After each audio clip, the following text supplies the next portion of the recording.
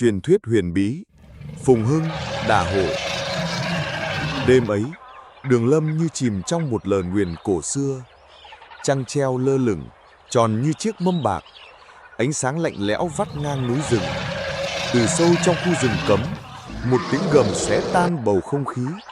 Tiếng gầm ấy rợn người như tiếng kêu khóc vọng xuống tận xóm làng. Người dân hoang mang, mặt mày thất sắc.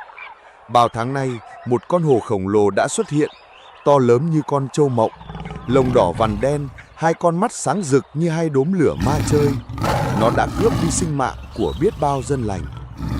Người già run rẩy kể lại rằng, đó không phải hổ thường, đó là hổ tinh.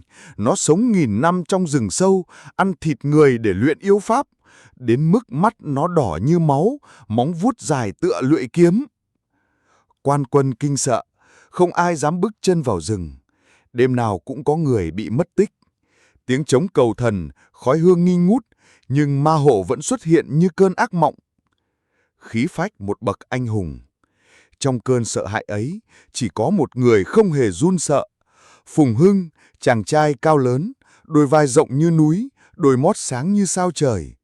Người làng kể rằng, khi mới lên 10, cậu đã bẻ gãy một thanh gỗ lim mà 4 người trai tráng cũng không nhúc nhích nổi.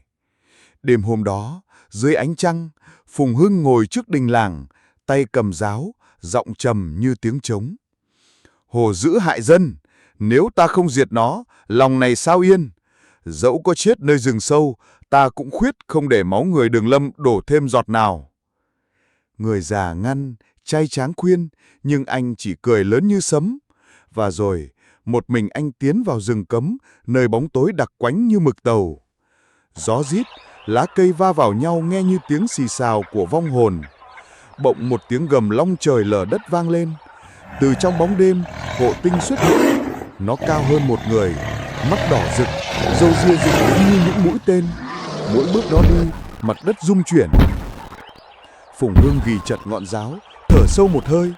Nhưng khi vừa định đâm, hổ tinh đã lao tới với tốc độ như tia chớp, vuốt quét mạnh khiến cây gỗ bên cạnh gãy đôi như tăm. Phùng Hưng xoay người né tránh, rồi quăng giáo, quyết định tay không đấu thú. Trăng trên cao bị mây che khuất, chỉ còn lại ánh sáng nhập nhoạng mờ mịt.